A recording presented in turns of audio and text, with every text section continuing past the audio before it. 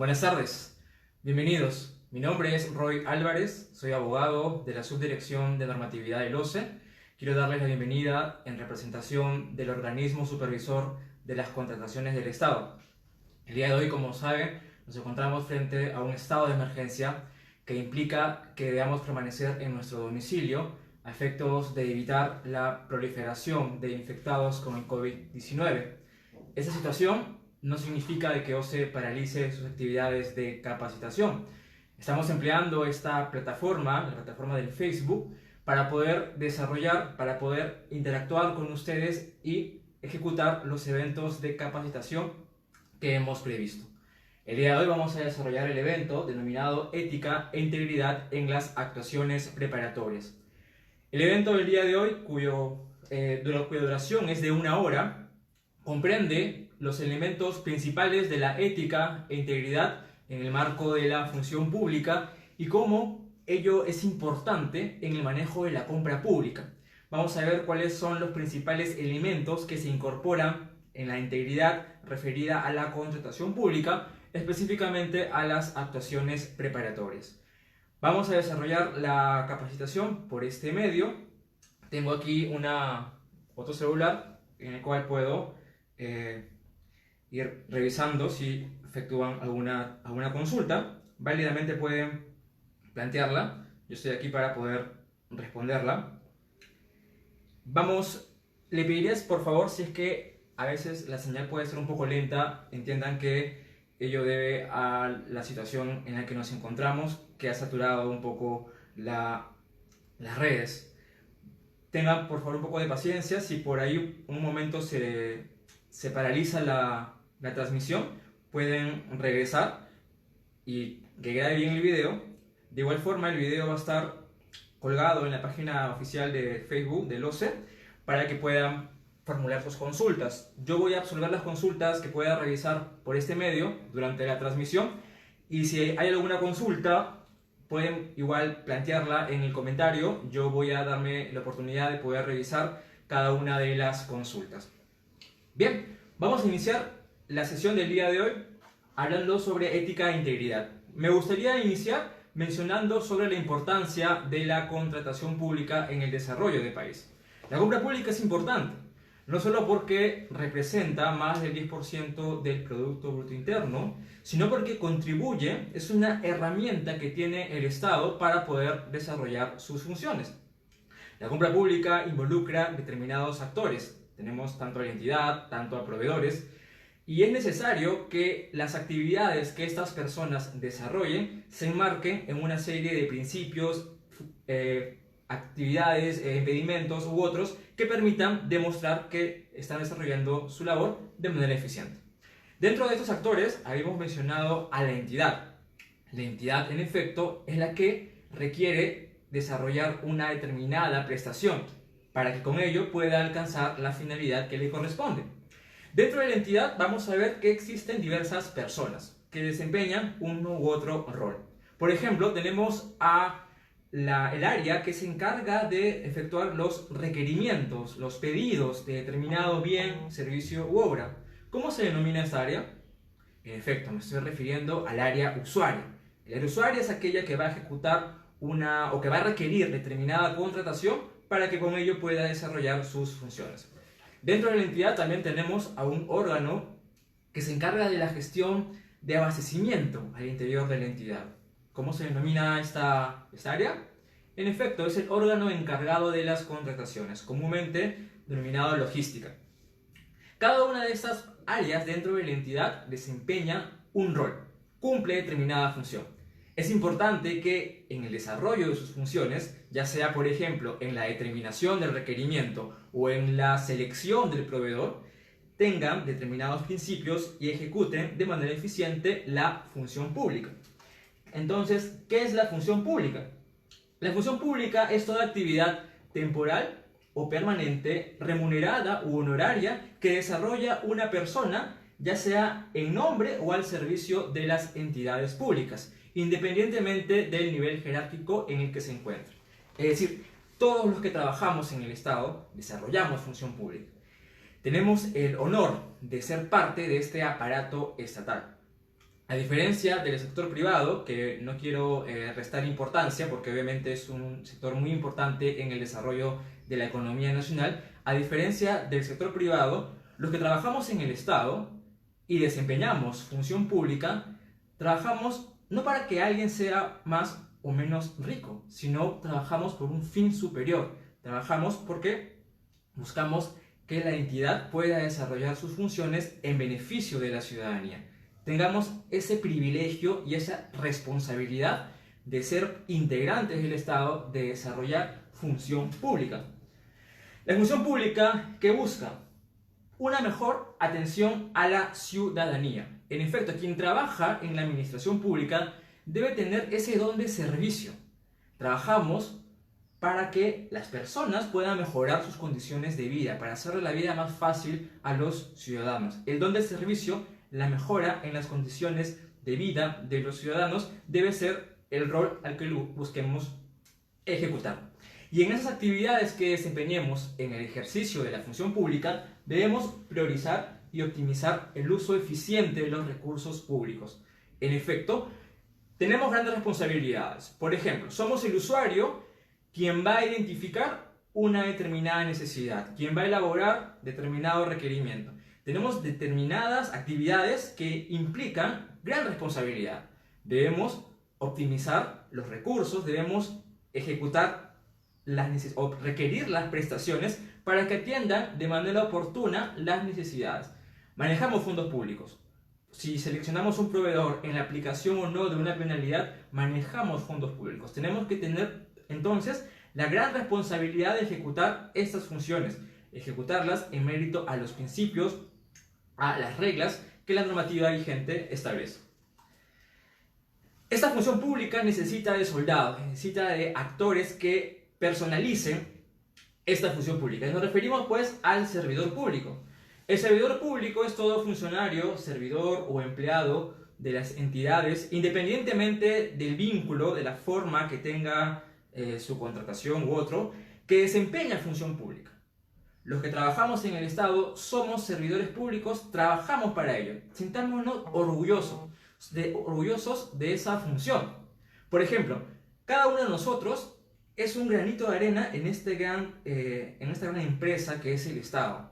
Contribuimos en esta plataforma que permite atender las necesidades de los ciudadanos. Yo recuerdo, por ejemplo, cuando empecé en compras públicas, allá por el año 2004, cuando era practicante en una entidad, y participé en un procedimiento para la contratación de cintas reflectivas, las que van en los puentes.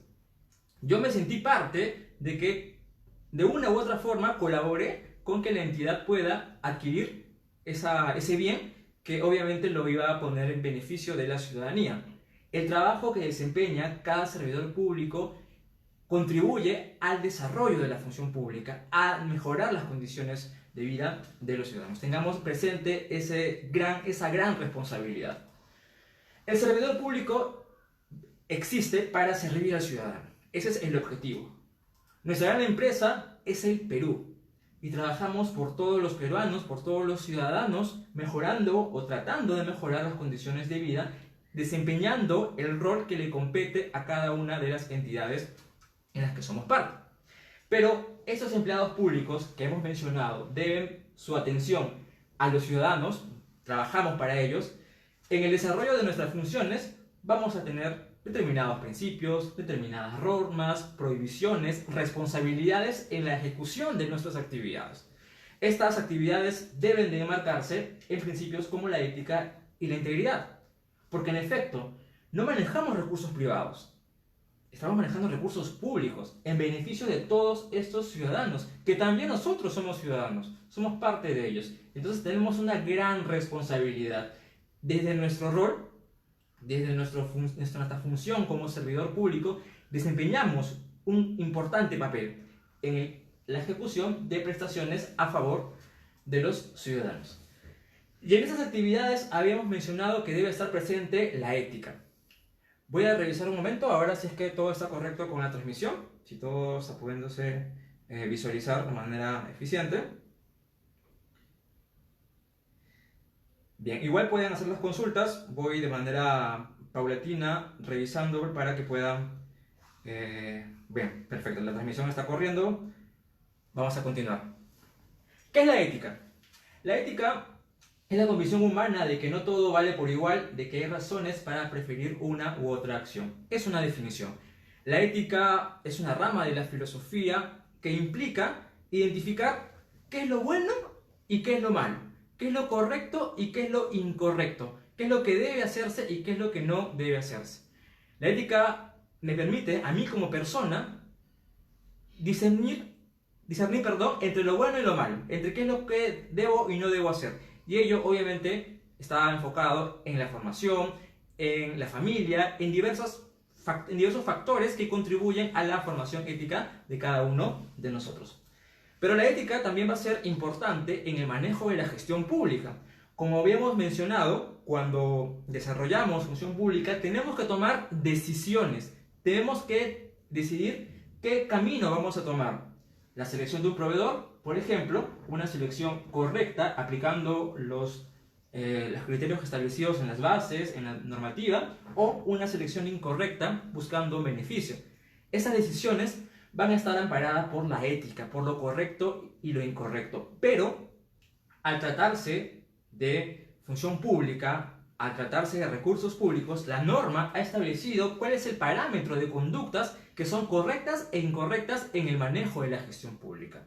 Nos referimos pues al Código de Ética de la Función Pública, que establece el marco en el cual este servidor público debe de actuar. ¿Por dónde debo de ir? ¿Qué es lo correcto e incorrecto en el desempeño de su función? Tenemos pues esta herramienta, esta normativa, que nos exige. Ya no solamente queda en el ámbito de lo moral, en el ámbito de lo interno, ahora está en el ámbito de lo legal. ¿Y qué es lo que señala el código como ética pública? Es el desempeño de los empleados públicos basado en la observancia de valores, principios y deberes que garantizan el profesionalismo y la eficacia en la función pública. Es desarrollar bien nuestro trabajo, invertir nuestro trabajo en beneficio de la comunidad, en beneficio de la ciudadanía, bajo determinados parámetros. El Código de Ética establece principios, deberes y prohibiciones que todo servidor público debe cumplir. Independientemente de la función que desempeña, de la entidad a la que pertenece, todos los que desempeñamos función pública estamos obligados a cumplir el Código de Ética. Dentro de los principios tenemos estos 8 principios.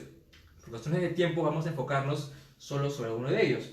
Por ejemplo, idoneidad. La idoneidad implica contar con las aptitudes legales, morales, necesarias para el desempeño de nuestra función. Si vamos a ejecutar función pública, si vamos a contribuir dentro de este aparato estatal, debemos tener las capacidades, la experiencia, la formación necesaria para desempeñar eficientemente nuestra función. Y para ello me gustaría recalcar que OCE, por ejemplo, en las actividades que desarrollan las entidades en los órganos encargados de las contrataciones, exige que todo servidor que trabaje en el OEC, en el órgano encargado de las contrataciones, e intervenga de una u otra forma en el proceso de contratación, deba estar certificado. A raíz de esta certificación, bajo esta certificación, o se determina que, en efecto, el servidor es un profesional, es un técnico, tiene determinada experiencia y ha cumplido los requisitos que incluye un examen que permita verificar que en efecto tiene las competencias para desarrollar esa función. Otro de los principios, por ejemplo, es la veracidad. Debemos mostrar información real, exacta, al administrado. Imaginemos, yo trabajo en el área de atención al usuario de una entidad. Viene un administrado, me hace una consulta y yo no conozco el tema y le doy una respuesta incorrecta. ¿Eso está bien? ¿Eso es correcto? Obviamente que no. Eso es incorrecto. Eso va en contra de este principio. Yo, quizás por desconocimiento o por la mala intención de dar una respuesta equivocada, puedo ir en contra de este principio. Y el administrado se va pensando que la información que recibió era la correcta. Y estamos ejecutando mal nuestra función. Así como existen principios, también vamos a ver que existen deberes. Por ejemplo, la transparencia. La transparencia es vital contra la lucha de la corrupción.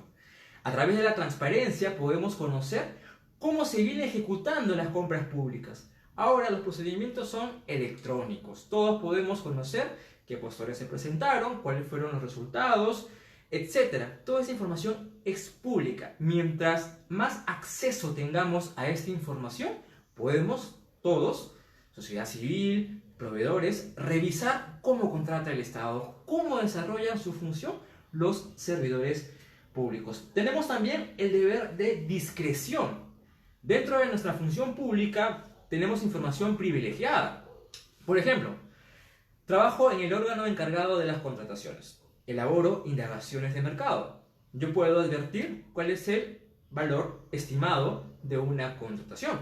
Sabemos que el valor estimado, en caso de bienes y servicios, no puede ser público hasta después del otorgamiento de la buena pro. Mal haría yo si, conociendo el valor estimado, voy a un proveedor y se lo comunico. Eso sería ir en contra de este deber ético que debe cumplir todo servidor público. También existen determinadas prohibiciones. No puedo hacer mal uso de la información, no puedo obtener ventajas indebidas.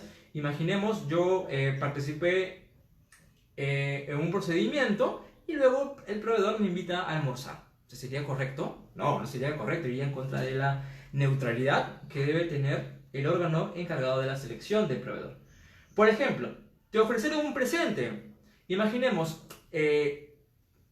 yo soy proveedor, he participado en un procedimiento, adquisición de laptops, y estamos en la evaluación de ofertas y le llevo al comité, a un integrante del comité, una laptop como muestra.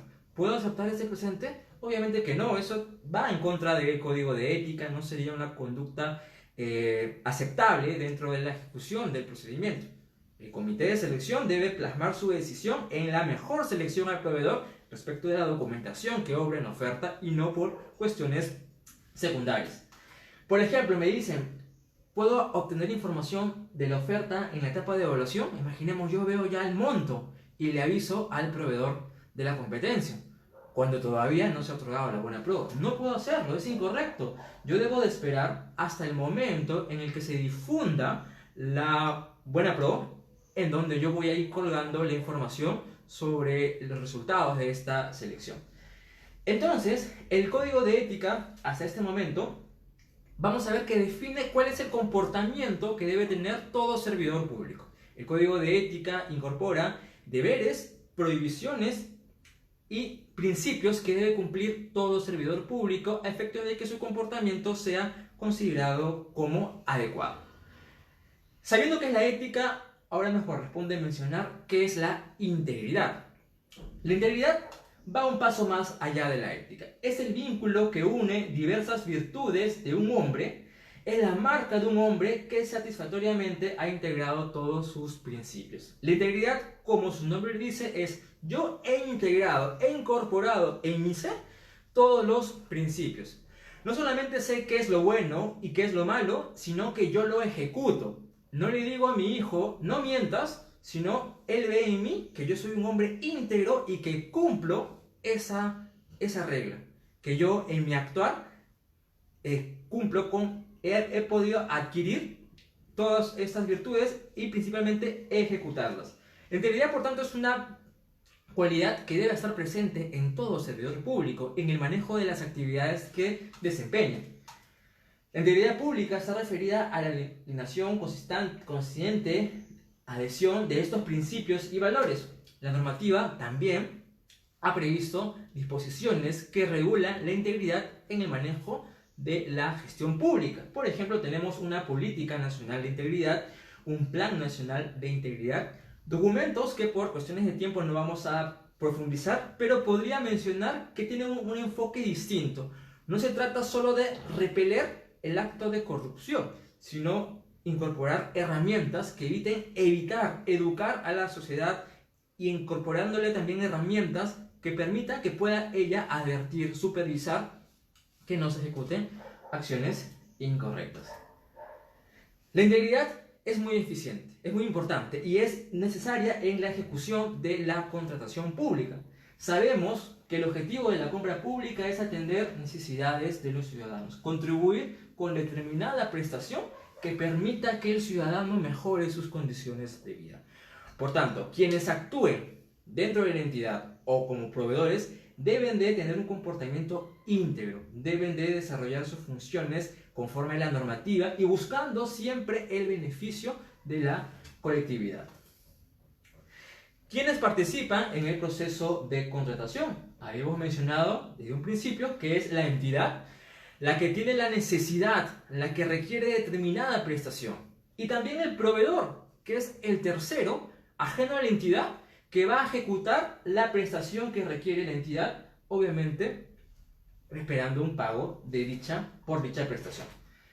Dentro de la entidad vamos a encontrar diversos actores, por ejemplo, el titular de la entidad, que es el encargado de supervisar, de fiscalizar, de autorizar las contrataciones dentro de la entidad. Es la máxima autoridad ejecutiva y es el responsable de que las contrataciones que se desempeñan en su entidad se ejecuten bajo estas normativas. Otro elemento importante dentro de la entidad es el área usuaria. El usuario es el que requiere, el que pide un bien, un servicio o una obra. Obviamente este pedido se va a enmarcar a las funciones que le competen a la entidad. El usuario no solamente va a pedir, sino que va a acompañar durante todo este proceso, durante todas las fases del proceso de contratación pública. Por ejemplo, en la fase de selección, el usuario podría ser parte del comité de selección. O por ejemplo, cuando se presenta alguna interrogante, algún cuestionamiento sobre el requerimiento, ¿quién responde? El usuario. El usuario que conoce qué es lo que necesita es el que va a responder. Y cuando se elija el proveedor, ¿quién va a supervisar? El usuario, en efecto. El usuario que requirió determinada prestación. Cuando tenga el proveedor que ejecute la prestación, es el que va a revisar que en efecto se cumpla conforme a las condiciones establecidas en el contrato. Y, de corresponder, otorgará la conformidad. Luego tenemos al comité de selección, que es un órgano que se crea básicamente para conducir el procedimiento y elegir al proveedor. Este órgano es independiente del resto, su decisión es autónoma, no puede verse influenciado por ninguna decisión de titular o de la usuaria, y es el responsable de la selección del proveedor. Tiene gran responsabilidad. Es de vital importancia esta función. Porque, imaginemos, soy miembro del comité de selección. En mis manos está elegir la mejor oferta, tomar la mejor decisión que satisface las necesidades del usuario. Y tenemos también al órgano encargado de las contrataciones, que va a buscar gestionar las contrataciones, colaborar con este proceso, a efectos de que se cuenten con el abastecimiento oportuno al interior de la entidad. Estas personas naturales que forman parte de la entidad van a tomar decisiones en función a cada uno de los roles que le corresponden. Es necesario que su accionar se sustente dentro de los principios, prohibiciones y deberes que establece el Código de Ética y que sea una conducta íntegra. Pero esa responsabilidad no solamente es de la entidad, sino también de los proveedores. En efecto, el proveedor, aquella persona natural o jurídica, nacional o extranjera, que desarrolla una prestación a favor de la entidad, también debe tener presente que no puede requerir un beneficio indebido, que no puede efectuar regalos, que no puede accionar de manera que su comportamiento vaya en contra de la integridad con la que goza la contratación pública. Voy a hacer un paréntesis a ver si encuentro una pregunta y si todo está correcto.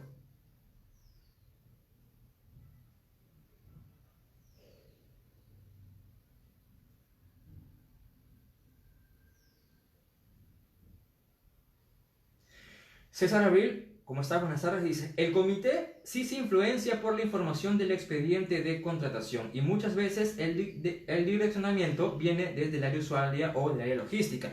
Y en efecto, hay competencias. ¿Quién determina el requerimiento? El usuario. ¿El comité de selección? No. El comité de selección va a poder quizás sugerir, observar, si por ejemplo yo advierto una marca y no he adjuntado en el expediente la estandarización, ya voy a requerirle al OEC que se encargue de gestionar ese documento, que se encargue de ajustar. En efecto, si existe un error en el requerimiento o si vemos que está direccionado, esa responsabilidad compete a quien formula el requerimiento, que puede ser el que realiza el pedido, el usuario, el que tiene el conocimiento técnico o que quizás también él o él cuando colabora en esta actividad. No es competencia del comité de selección algún cuestionamiento sobre el requerimiento. No, su función es conducir el procedimiento en función a las reglas ya establecidas en el expediente. Vamos a ver ahora, el expediente no lo elabora el comité. El expediente se elabora con anterioridad inclusive a la designación de este comité. Por tanto, no podríamos asumir responsabilidad al comité respecto de una incorrecta formulación del requerimiento. Obviamente todos tenemos que colaborar, todos somos parte de un equipo que trabajamos en esta gran empresa que se llama Perú. Y si yo advierto que hay un error de requerimiento, yo soy integrante del comité de selección, hablo con mi usuario y le digo, oye, eso está incorrecto, eso está mal, busquemos ajustarlo para que del propio usuario provenga la modificación. Hablamos de integridad en las contrataciones del Estado. Desde la adopción de la Ley 30/2005 se implementaron diversas reformas, por ejemplo, una simplificación administrativa. Recuerda, hemos incorporado nuevos procedimientos, selección de contratos individuales, comparación de precios, hemos ajustado, fusionado algunas etapas para un poco reducir, hacer más ágil la contratación. Hemos incorporado la totalidad de procedimientos electrónicos, ahora todo es a través del SEACE, ya no hay actos públicos, con ello le hemos dado mayor agilidad y principalmente hemos efectuado las herramientas para poder luchar contra la corrupción. Y estas herramientas son las siguientes. Hemos incorporado el principio de integridad, que se va a cumplir en cada una de las fases del proceso de contratación. Vamos ahora a ver ese principio de manera más detallada. Hemos incorporado nuevos impedimentos que están vinculados a la integridad. Por ejemplo, si soy una persona natural o jurídica que he sido sentenciada en el Perú o en el extranjero por un delito vinculado a la corrupción, o antes de ser sentenciado he asumido la responsabilidad, he reconocido que he cometido ese delito, esa situación se marca en un impedimento. Esa persona, natural o jurídica, no podrá participar en ningún procedimiento de selección. También hemos incorporado una cláusula anticorrupción, a través de la cual el contratista se compromete a actuar conforme al principio de integridad, si conoce algún hecho ilícito vinculado al tema de corrupción, comunicarlo. Y si no se cumple esa cláusula, el contrato puede ser objeto de resolución. Hemos incorporado un factor de evaluación de integridad. Aquel proveedor que haya implementado el ISO antisoborno, el 37001, va a ser favorecido con un puntaje dentro de los factores de evaluación que se pueden aplicar a determinados objetos. Y también se ha establecido como una causal de nulidad del contrato. Si durante el procedimiento o para el perfeccionamiento del contrato se advierte que el proveedor ha incumplido o ha efectuado una dádiva, un hecho de corrupción, eso va a generar también la nulidad del contrato. El principio de integridad, habíamos mencionado, está presente en cada una de las fases del proceso de contratación. Permite que los que participan en esa fase actúen en función a la veracidad, a la honestidad. Si conocen algún hecho irregular, lo comuniquen a la autoridad competente y que obviamente no otorguen ningún beneficio ante una autoridad para obtener una prestación indebida. El día de hoy vamos a referirnos a el principio de integridad o a la integridad y la ética sobre la primera fase de este proceso de contratación, sobre las actuaciones preparatorias. ¿Qué ocurre en las actuaciones preparatorias? Bueno, de manera general, todo nace con la planificación de la necesidad. ¿Qué prestación requiere determinada entidad para desarrollar sus funciones? Estas necesidades las va a incorporar en un documento de gestión denominado Plan Anual de Contrataciones. Luego de que está incorporada esta necesidad en el PAC, el área usuaria debe formular el requerimiento. ¿Qué es esto? Es el pedido, la descripción de la necesidad que busca, el bien, servicio u obra que espera contratar. Quizás también incorporará requisitos que debe cumplir el proveedor y aquellas también condiciones en las que se va a ejecutar. Esta función de elaborar el requerimiento, como hemos mencionado a raíz de la pregunta, compete al área usuaria o al que desempeña esa función. Luego de que ya identifiqué cuál es la necesidad, he descrito de manera objetiva mi requerimiento, corresponde realizar la indagación de mercado. El OEC va a elaborar esta indagación de manera que pueda contrastar el requerimiento con la información del mercado y pueda en principio obtener el valor de la contratación. Determinado el requerimiento, determinado el valor que toca, bueno, realizar la certificación presupuestal, contar con los recursos que permita atender esa necesidad.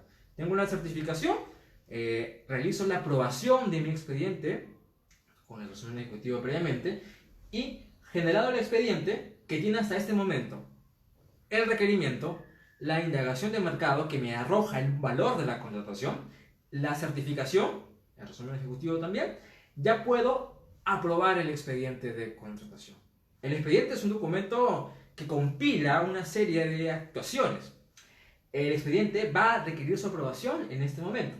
Aprobado el expediente por el órgano competente, corresponde designar a quién le voy a encargar la función de conducir el procedimiento y eventualmente elegir al proveedor. Y para ello voy a ver si corresponde designarse este procedimiento al OEC o designar un comité de selección.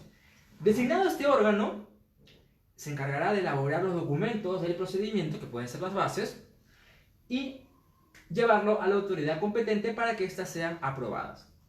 Aprobadas las bases, culmina la actuación, la fase de actuaciones preparatorias, es decir, la entidad tiene los insumos necesarios para ir a la siguiente fase, a la fase de selección. Ha identificado cuál es su necesidad, ha verificado que tiene los recursos y le ha encargado esta función a un órgano competente. Obviamente todo ello en función al principio de integridad, haciendo lo correcto, buscando el interés común. Una de las primeras actividades, antes de ello voy a ver si hay otra consulta, bueno, hay varias, en realidad, como les comentaba, voy a dedicarme luego de la exposición a absorber cada una de las consultas en el transcurso del día, no tengan ningún problema, estoy a su disposición. Por cuestiones de tiempo no voy a poder hacerla todos ahora. El material está en la página web, por favor podrían... Esto es un material un poco ajustado porque tenemos solamente una hora para desarrollar la sesión, pero igual pueden revisar el material en ese enlace y bueno, luego sigo con las consultas. Aquí por lo que veo los comentarios son básicamente del material. No se preocupen, hay un material un poco más amplio que se abordó en el evento de 4 horas y este es un material un poco más resumido que corresponde obviamente a un evento de este tiempo. Plan anual de contrataciones. Es el primer documento que comprende el expediente de contratación. Es el documento que va a agrupar todas las necesidades de cada entidad. Cada entidad tiene un plan anual. Cada entidad aprueba este documento que incorpora las contrataciones que va a desarrollar en un ejercicio presupuestal. El plan anual es un documento de gestión que busca planificar, ejecutar y evaluar las contrataciones. Planificar, en efecto, en ese documento vamos a incorporar todas las contrataciones de diversas áreas usuarias, en diversas fechas. Todo ese documento va a corresponder a lo que la entidad va a contratar en un determinado año. Sirve para ejecutar. En efecto, yo no puedo convocar ningún procedimiento, salvo excepciones, si es que este procedimiento no está incluido en el plan anual. Es un requisito para convocar. Yo voy a desarrollar un procedimiento en la medida que éste esté incorporado, sea parte de este documento de gestión. Y por último, permite evaluar. ¿Quién evalúa? La evaluación del plan anual o de las contrataciones que se desarrollen en la entidad, en principio compete al titular de la entidad. Él es el principal interesado en que las áreas usuarias requieran y ejecuten sus procedimientos en el plazo previsto. En efecto, si la compra pública, hemos dicho, es una herramienta para que el Estado desarrolle su función, yo, titular de la entidad, voy a ser el principal responsable en verificar que mis procedimientos se ejecuten, que no esté a mitad de año y no tenga ningún procedimiento convocado, porque obviamente esos procedimientos no desarrollados van a repercutir en necesidades no atendidas. El titular de la entidad es el responsable de planificar, evaluar y ejecutar las contrataciones que se desarrollan dentro de su entidad. En este documento de gestión vamos a incorporar diversos Procedimientos. En primer lugar, aquellos procedimientos previstos en la normativa de contrataciones del Estado. También aquellos desarrollados bajo un régimen legal de contratación y determinados supuestos excluidos. En este documento de gestión yo voy a identificar qué es lo que necesito. Este documento se elabora con un año de anticipación. Meses antes, al inicio del nuevo año, las áreas usuarias van a ir formulando estas necesidades que va acorde a la formulación también del presupuesto. El plan anual se vincula a otros dos instrumentos de gestión. ¿Cuáles son? El POI, el Plan Operativo Institucional, y el presupuesto. El PIA, el Presupuesto Institucional de Apertura. En un documento, en el POI, voy a establecer cuáles son las actividades y tareas que como entidad debo ejecutar para alcanzar los objetivos y acciones estratégicas previstas en el PIA. Mis actividades, mis tareas. Eso lo debo reflejar en requerimientos, en necesidades, en prestaciones. Estas prestaciones son las que se incorporan en el plan anual. Pero yo no podría desarrollar ninguna contratación si no tengo los recursos, si no tengo el financiamiento. Por ello también necesito incorporar esta necesidad a mi presupuesto. Cuando determino mi plan anual, voy a agrupar mis necesidades. Si por ejemplo un área me requiere una prestación y otra área me requiere la misma prestación, yo debo de agrupar, yo debo de clasificar, consolidar las necesidades y darle el tratamiento que corresponde. Una de estas actividades puede ser determinar en qué objeto de contratación me encuentro. Como sabemos, los objetos son tres: bienes, servicios y obras. Hablamos de bienes cuando nos referimos a aquellos objetos que la entidad requiere para desarrollar sus funciones. Hablamos de servicios cuando nos estamos refiriendo a aquella actividad o labor que también la entidad requiere para el desempeño de sus funciones. Y dentro de servicios tenemos tres tipos: servicios en general, consultoría en general y consultoría de obras. Servicio general: limpieza, seguridad. Son actividades que no tienen un grado de complejidad. En cambio, si esa actividad, si ese servicio se torna en complejo, vamos a denominarlo consultoría. La consultoría, en general, es un servicio altamente especializado, desarrollado por profesionales o público competente especializado en determinada materia. Y dentro de estas consultorías, de estos servicios altamente especializados, tenemos a la consultoría de obra, que se trata de una consultoría pero que se aboca a tres actividades. La consultoría de obra se desarrolla para la elaboración del expediente técnico de obra, para la supervisión de la elaboración del expediente técnico de obra y para la supervisión de la obra. Si yo voy a desarrollar algunas de esas tres actividades, esa prestación se va a denominar consultoría de obra y que pertenece a la familia de servicios. Y el tercer objeto, es la obra, que es la construcción, reconstrucción, remodelación, mejoramiento, demolición, renovación, etcétera, que requiera dirección técnica, expediente técnico, mano de obra, materiales y equipos. Es decir, yo voy a hacer una obra, yo voy a hacer un colegio, requiero mi expediente técnico que comprende plano, memoria descriptiva, etc. Requiero un personal altamente especializado, requiero contar con un supervisor de obra o inspector, dependiendo el monto, entre otros. No podríamos confundir un servicio con una obra. Imaginemos, yo quiero reparar una pared. Es una actividad no compleja, no requiere de un expediente técnico de obra, no requiere de una supervisión de obra, puedo denominarlo como servicio. Pero cuando ese servicio se torna en una obra, ocurre a veces que el servidor, por desconocimiento o quizás con la mala intención, en vez de elegir el objeto contractual obras, emplea el objeto servicios. Porque en efecto, servicios tiene reglas distintas, tiene un tratamiento diferenciado con el de obras. Es un poco más ágil que el desarrollo de una obra pública. Por ejemplo, cuando aprobamos un adicional, si fuera el caso de servicios, será hasta el 25%. Pero si fueran obras, ahí no, ahí está el 15%. O sea, tienen reglas distintas, tienen exigencias, formalidades distintas. Sería un comportamiento inadecuado que maliciosamente el servidor público o el que formula el requerimiento defina su necesidad como un servicio sabiendo que en efecto es una obra. Entonces, Actúo con integridad cuando determino correctamente el objeto de la contratación. ¿Es un bien?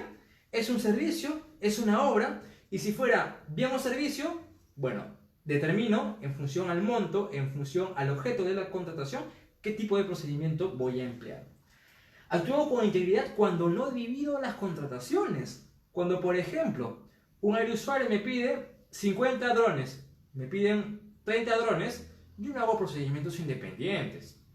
¿Qué? ¿Porque son áreas usuarias distintas? ¿Los separo? No. Yo debo juntar estas necesidades comunes a través de un solo procedimiento de selección y desarrollar la compra de manera conjunta. Actúo con integridad cuando difundo mi plan anual e incorporo todas mis necesidades. O sea, no estoy ocultando información. Todos podemos saber qué tipo de procedimientos va a convocar una entidad, cuándo lo va a hacer, cuál es el monto que ha estimado, etc. Esta información debe ser pública porque permite que los que actuamos en compras públicas podamos conocer cómo se ejecuta la compra dentro de la entidad. Elaborado el requerimiento, incorporar la necesidad en el plan anual corresponde elaborar el requerimiento, que es el pedido del bien, servicio u obra que desarrolla el usuario. Y cuando hablamos de usuario, ya hemos dicho que se trata del que hace, el que pide o quizás el que tiene el conocimiento técnico.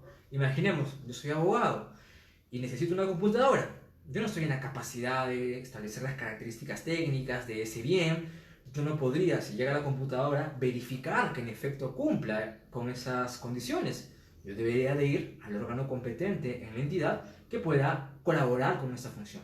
O sea, el usuario, el que elabora el requerimiento, no es solamente el que pide y el que va a usar esa prestación, sino puede ser el que tiene el conocimiento técnico sobre ello. Cuando hablamos de requerimiento nos estamos refiriendo a tres componentes. Las características técnicas que están referidas específicamente al objeto de la contratación, bien, servicio u obra.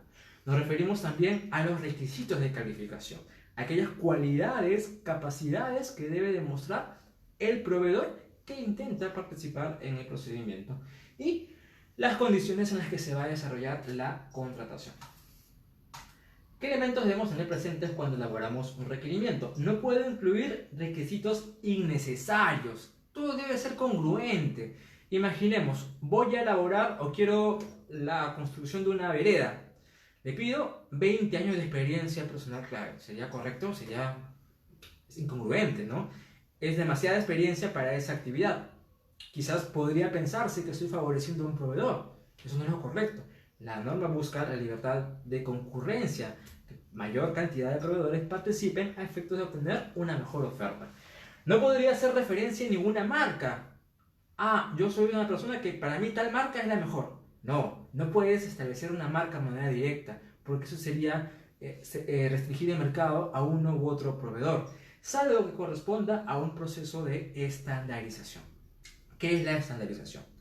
La estandarización es aprobada por la entidad y permite incluir una marca cuando ello corresponda a características técnicas. Imaginemos, una entidad adquiere fotocopiadoras. Gana un proveedor que ofertó determinada marca. Yo tengo las fotocopiadoras. Y ahora un repuesto de esa fotocopiadora se averió y necesito adquirir ese repuesto. Pero quiero ese repuesto y necesariamente tiene que ser repuesto de la marca, porque si no, no va a ser compatible. La norma dice, si lo que necesitas es extender la vida útil de un equipamiento preexistente, allí sí se justifica la autorización, la aprobación de la estandarización, es decir, la incorporación de esta marca en el requerimiento para que luego puedas conducir a la selección de un proveedor que cumpla con esa necesidad. Solamente en ese caso y en caso de temas bibliográficos se permite establecer una marca o una identificación a determinado proveedor. Tampoco puedo incluir requisitos innecesarios que favorezcan a un proveedor. Debo de establecer mi necesidad anual. Si por ejemplo requiero servicio de limpieza, no podría dividir por cada 3 meses. No. Si tengo los recursos, si tengo la capacidad, si tengo el conocimiento de esa necesidad, debo agrupar. La normativa nacional establece una tendencia logística de agrupamiento de necesidades, de bienes idénticos o similares deben de agruparse. Si es más eficiente desarrollarlo así, yo debo de conducirlo a través de un solo procedimiento. No puedo dividir mis necesidades, ya sea para evadir la norma, para evadir un tratado o para desarrollar diversos procedimientos de selección. Cuando elaboro un requerimiento, también puedo establecer una clasificación a través de ítem, a través de paquetes, y esta información de requerimiento va a ser validada con el mercado a raíz de la indagación. Bien, voy a ver si tenemos alguna consulta. Por lo que estoy viendo esto de material. ¿Quién autoriza la estandarización? Bien, cada entidad es responsable, cada entidad titular de la entidad, de estandarizar los elementos que competen o que necesite a efectos de extender la vida útil de un equipamiento preexistente. A raíz de la pregunta de... bueno, se pasó la persona que hizo la pregunta. De Jacinto Sakatoma. En efecto, la entidad es la que aprueba la estandarización, pero para ello debe de contar con un informe técnico. El usuario es el que le va a manifestar el sustento. Tengo este equipamiento, tengo este tractor, necesito ese repuesto del tractor porque si no el tractor va a dejar de funcionar. Esa necesidad se justifica en un informe técnico que va a ser derivado al titular de la entidad, quien va a aprobar esta estandarización e incorporará un plazo. Se estandariza por determinado tiempo. Tampoco la estandarización va a ser eterna. Hay que darle una justificación técnica. Y recuerden, solamente se puede estandarizar si es que ello obedece a elementos técnicos. Imaginemos, yo tengo automóviles blancos y quiero nuevos automóviles, pero quiero que sean de la misma marca porque son más bonitos, todos igual. Obviamente eso no corresponde a una estandarización. La estandarización no se enfoca en aspectos estéticos, sino en cuestiones técnicas. Conformación del requerimiento. Habíamos dicho 3 elementos, ¿verdad? Características técnicas, requisitos de calificación y condiciones contractuales. Características técnicas. Cuando hablamos de bienes, estamos refiriéndonos a especificaciones técnicas. Servicios, recuerden, pueden ser 3. Términos de referencia. Y cuando hablamos de obra, hablamos del expediente técnico de obra. Aquí la definición de cada uno de estos componentes. Tanto en las especificaciones técnicas, en los términos de referencia o en el expediente técnico de obra, vamos a contener las características técnicas de esta necesidad que buscamos contratar, bien, servicio u obra. El segundo elemento del requerimiento son los requisitos de calificación. A diferencia de las características técnicas que están enfocadas al producto, al bien, servicio u obra, los requisitos de calificación no se enfocan en el producto, se enfocan en el proveedor, aquella persona que va a presentar su oferta, y van a identificar que en efecto los postores cumplan con las capacidades necesarias mínimas para ejecutar eficientemente el contrato. Aquí no estamos calificando al bien, servicio u obra, aquí estamos calificando a quien pretende ser proveedor. Dentro de los requisitos de calificación, que como hemos dicho forma parte del requerimiento, tenemos a la capacidad legal, a la capacidad técnica profesional, a la experiencia del postor y a la solvencia económica. Para el caso de bienes y servicios aplican estos 3 requisitos. Capacidad legal. La capacidad legal está referida exclusivamente a la habilitación. La habilitación es la autorización para llevar a cabo la actividad materia del objeto de la contratación. Autorización para llevar a cabo la actividad. Por ejemplo, voy a contratar servicio de seguridad. ¿Cualquiera puede brindar ese servicio? Yo puedo juntar un grupo de amigos, nos compramos el uniforme marrón. No, ¿verdad? Para desarrollar esa prestación se requiere de una autorización, en este caso una autorización brindada por SUCAME. Como mi necesidad cuenta con un requisito de habilitación, yo voy a incorporar ese requisito como requisito de calificación, capacidad legal. De manera que si cualquiera quiere participar en este procedimiento, quiere ser postor, yo voy a verificar que cumpla con este requisito porque la norma lo exige, porque esa es la autorización para desarrollar determinada prestación. Recuerden, la habilitación está referida a la prestación misma que voy a desarrollar. Otro requisito de calificación está referido a la capacidad técnica y profesional, que se enfoca al equipamiento estratégico, infraestructura estratégica y la experiencia del personal clave. Equipamiento estratégico. Para desarrollar una prestación, obviamente necesitamos equipos. Imaginemos, traslado de residuos. Requiero una carretilla, requiero insumos, etc. Dentro de todo este equipo, yo identifico a uno como el estratégico, el sumamente importante. ¿Qué podría ser? Por ejemplo, el camión. El camión para mí es estratégico. Y a ese equipamiento que para mí, al usuario, porque recuerden, esto lo elabora el usuario, es estratégico, yo voy a requerir que el postor me acredite que es el propietario, que es el poseedor o que de ganar la buena pro se compromete a adquirir. Porque para mí ese equipo es estratégico. El resto se entiende que lo cumple, que lo tiene, pero no lo va a acreditar. Aquí solo voy a requerir la acreditación de ese equipamiento o de esa infraestructura, ese espacio que para mí, usuario, es sumamente necesario para el desarrollo de su función.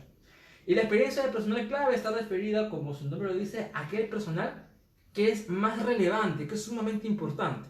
Imaginemos, servicio de limpieza. Obviamente, cada uno de los operarios desempeña un rol importante en la ejecución de ese servicio. Pero todos serán clave. Sería difícil, ¿verdad?, que yo califique a cada uno de los del personal. Para ello, yo identifico a uno u otro que podría ser el supervisor, y a ese supervisor, que para mí es clave, le voy a exigir determinada formación, determinada experiencia, entre otros. De igual forma, tenemos la experiencia del postor en la especialidad, que va a estar referida a aquella facturación, a aquel monto facturado que acredite sobre actividades iguales o similares al objeto de la contratación, porque estamos refiriéndonos a una experiencia en la especialidad. Entonces, estos son los requisitos de calificación que se pueden emplear. ¿Quién los define? El usuario. ¿A su libre albedrío? No, existen parámetros. Los parámetros se encuentran desarrollados en los documentos estándar aprobados por el OSCE, la base estándar. Aquí pueden ver un resumen de ello, en donde identifica requisitos de calificación que son obligatorios, algunos que son facultativos y otros que de plano no aplican. Entonces, actúo con integridad cuando determino de manera objetiva el requerimiento, cuando no estoy favoreciendo a un proveedor con determinadas características. Actúo con integridad cuando no divido el objeto de la contratación, cuando no estoy fraccionando de manera deliberada, de manera incorrecta. Actúo con integridad cuando determino los requisitos de calificación congruentes al objeto. Si le voy a pedir determinada experiencia, obviamente esta experiencia debe ser enfocada a la prestación que va a desarrollar. Luego de que definido el requerimiento, corresponde que el OEC, logística, elabore la indagación de mercado, que en principio, ¿qué busca? Determinar el valor de la contratación. A raíz de la información que obtenga del mercado, voy a conocer cuál es el valor. Imaginemos, quería 10 ambulancias. Ya ahora tengo las características de estas ambulancias, voy al mercado para que me dé un precio real de esta necesidad. Adicionalmente, la indagación de mercado permite advertir que hay pluralidad de proveedores. Yo, cuando desempeño o desarrollo la indagación, debo de agotar todas las fuentes que me permitan identificar mayor pluralidad de proveedores, porque a mayor oferta, mejores beneficios para la entidad. Puedo también en este caso identificar si dada la necesidad corresponde la distribución de la buena pro. ¿Quién realiza la indagación? Ya hemos dicho, el órgano encargado de las contrataciones. ¿Cómo se realiza? Bueno, se van a revisar diversas fuentes. No hay ninguna regla de cuál se aplica, cuál no. Va a corresponder a cada logístico, y por eso tiene esa facultad discrecional de identificar la fuente más adecuada para obtener el valor de la contratación. En función a mi necesidad, puedo pedir cotizaciones, y si las pido, se las pido a quien tiene experiencia. No podría ser el caso de que tengo un proveedor al cual yo quiero contratar con él y le pido que se consiga que se obtenga cotizaciones de proveedores que quizás ni tienen la experiencia, pero solamente están enviando la cotización. Eso es incorrecto. La indagación de mercado busca que agotes la herramienta en el mercado y permitas identificar cuál es el valor real, cuál es la foto de esta necesidad en el mercado. Entonces, actúo con integridad cuando mantengo en reserva el valor estimado. En efecto, ustedes saben que hay un valor estimado que se aplica para bienes y servicios y hay un valor referencial para obras y consultoría de obras. En este caso, si imaginemos yo, OEC, me toca desarrollar la indagación, conozco el valor y lo difundo a un proveedor porque es mi amigo, obviamente eso es incorrecto, eso va en contra de la integridad. Yo debo de mantener reservado este valor a efectos de que en la presentación de ofertas el proveedor indique cuál es su precio real, exista un sinceramiento en su oferta y no se ajuste necesariamente el valor que la entidad ha calculado. Considero fuentes válidas, utilizo la fuente más adecuada, más eficiente para la necesidad que busco atender y no incorporo a proveedores que no tengan experiencia. Debo ser proveedores que tengan la experiencia de haber desarrollado esas prestaciones.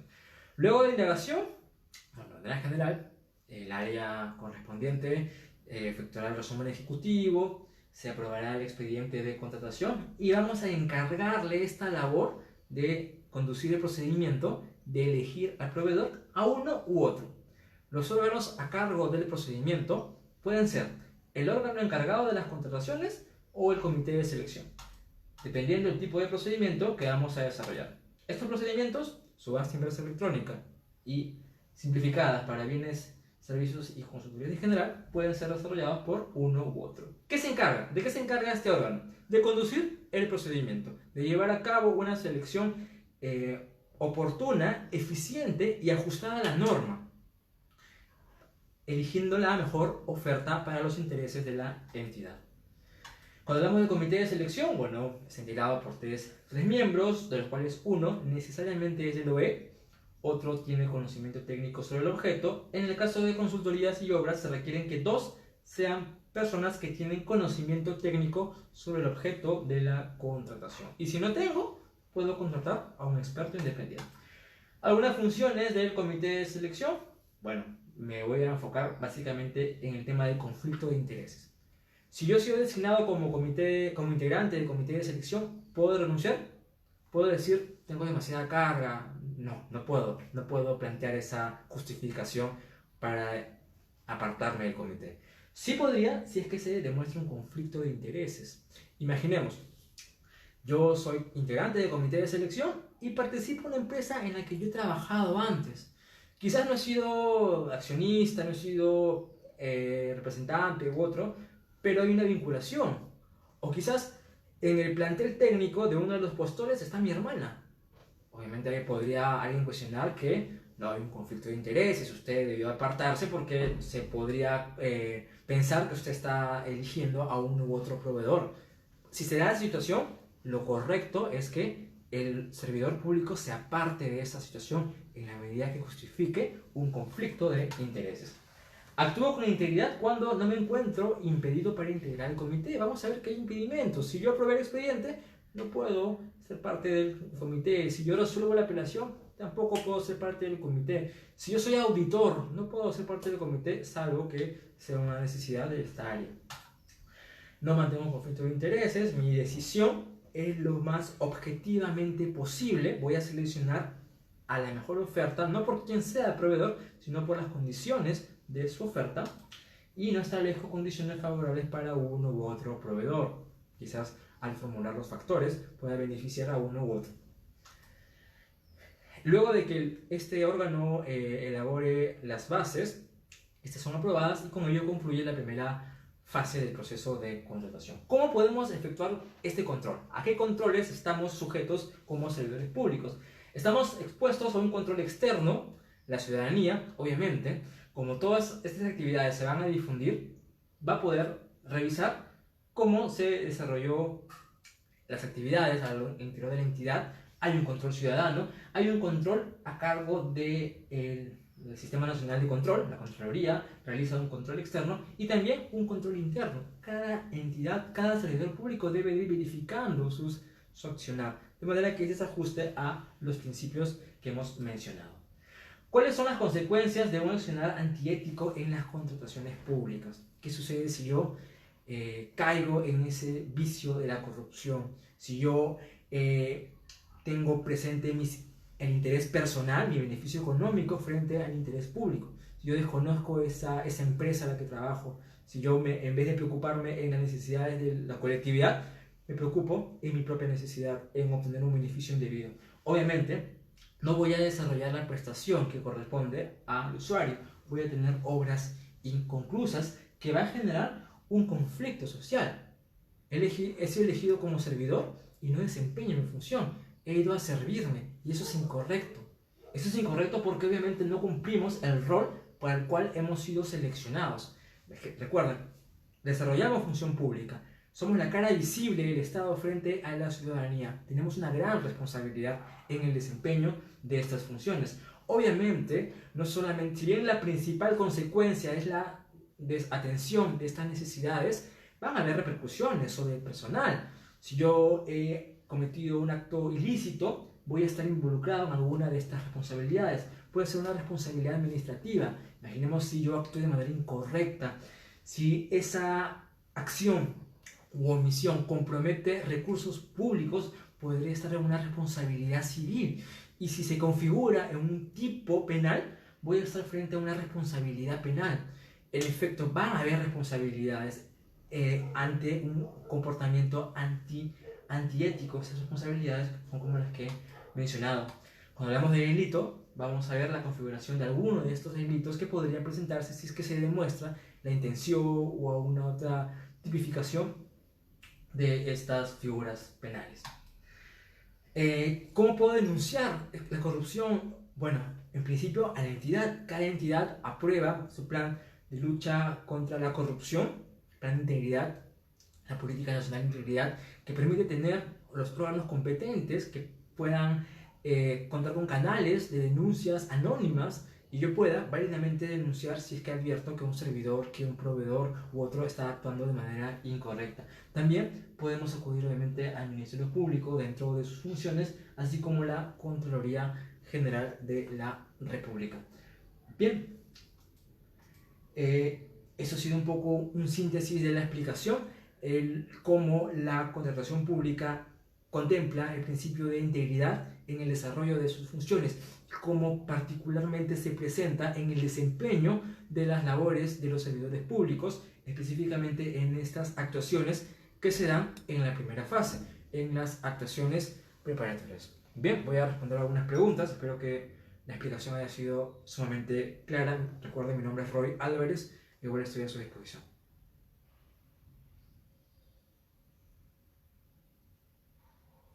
A ver, Tito Llerena. Profesor, quisiera preguntarle sobre los requisitos y pasos a seguir para proveedores de servicios en las entidades públicas. Bueno, primer requisito para todo proveedor es estar inscrito en el Registro Nacional de Proveedores. En efecto, en función al capítulo correspondiente, bienes, servicios, obras o consultoría de obras, todo el que quiere venderle al Estado debe de inscribirse. Ese es el primer requisito. Segundo requisito es que no debe estar impedido para contratar con el Estado. Vamos a, en otra sesión, desarrollar cada uno de los impedimentos que en realidad están previstos en la propia ley, que son situaciones en las que determinadas personas, naturales o jurídicas, están imposibilitadas de venderle al Estado. Vamos a ver en determinados casos. Si no estás impedido y tienes RNP vigente, podrías participar en un procedimiento. Ahora, habría que ver qué características tiene esa necesidad. Si imaginemos, ¿es seguridad? Habíamos dicho que también se requiere para esta prestación tener la autorización, la habilitación de su CAMIC para desarrollar. Este podría ser, por tanto, alguna de las cuestiones generales que como proveedor deberías conocer para que puedas participar en un procedimiento de selección. ¿Dónde están esas reglas? Vamos a identificarlas en las bases. En las bases, el usuario, la entidad, ha incorporado estas condiciones. Uno, cuando quiere participar en un procedimiento, lo revisa a través del SEACE, la plataforma electrónica que permite difundir y desarrollar procedimientos, identifica el procedimiento, revisa el requerimiento y puede advertir cuáles son los requisitos que se exigen para presentarse al mismo.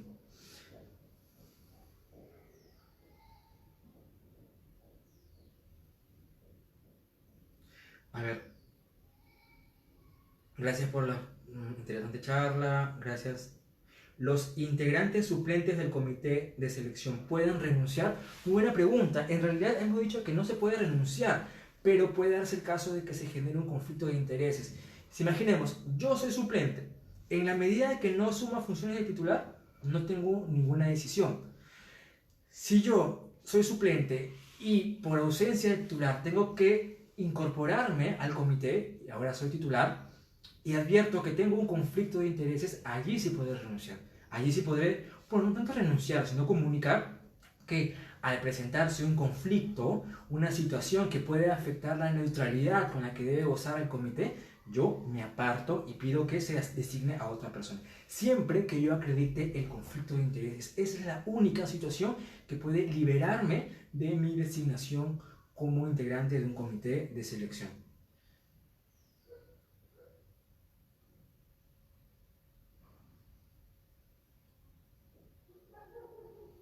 Gina Ramírez nos hace una pregunta.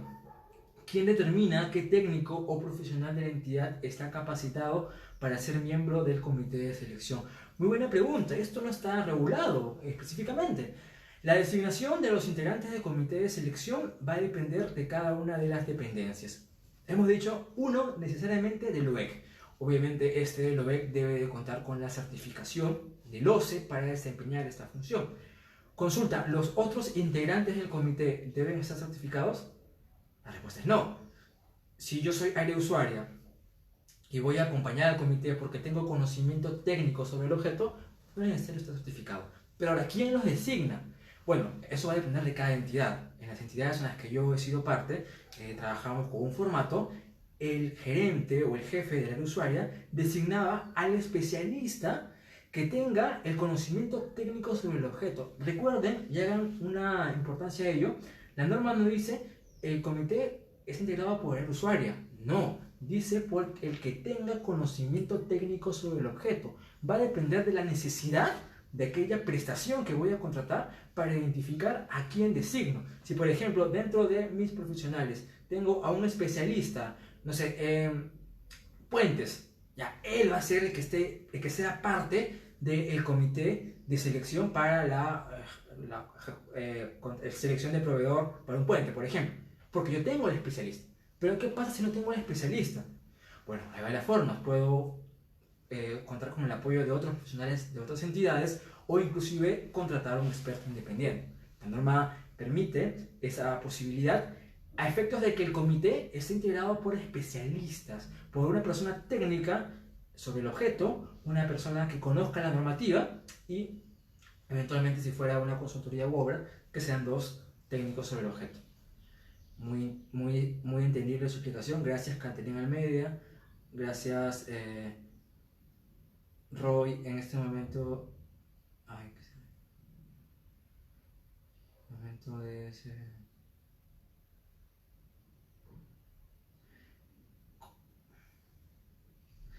A ver. Bueno, Gracias por las felicitaciones. En realidad estamos para servirlos. Les agradecería también si pueden plantear comentarios sobre algunos cursos, algunos temas que no han quedado muy claros. Estamos aquí para, en realidad, compartir experiencias, para comunicarnos, sacarnos el jugo a este momento. Estamos trabajando estamos todavía desempeñando nuestras funciones y empleamos esta herramienta. Gracias, muy didáctica. A ver, otra pregunta. Veo muchas felicitaciones. A ver, hay una pregunta por aquí. Dentro de los requisitos, Shandy Castillo, dentro de los requisitos para la presentación de ofertas, ¿puede pedir contratos o precontratos notariales? Bueno, la acreditación de la experiencia del proveedor se va a sustentar a través de monto facturado que se va a acreditar por comprobante de pago cancelado o contrato más conformidad. Habría que ver qué tipo de prestación estamos requiriendo. Son contratos que realmente acrediten que he desempeñado una prestación y no solo el contrato, sino acompañarlo de una conformidad que certifique que en efecto el monto que aparece en el contrato fue el monto final o cuál fue el monto final, porque puede ser el caso que, imaginemos, el contrato se declara nulo, se resuelve, se aplica una penalidad y el monto que inicialmente había previsto en mi contrato original no es el mismo de mi contrato actualizado, no es el mismo de la conformidad final.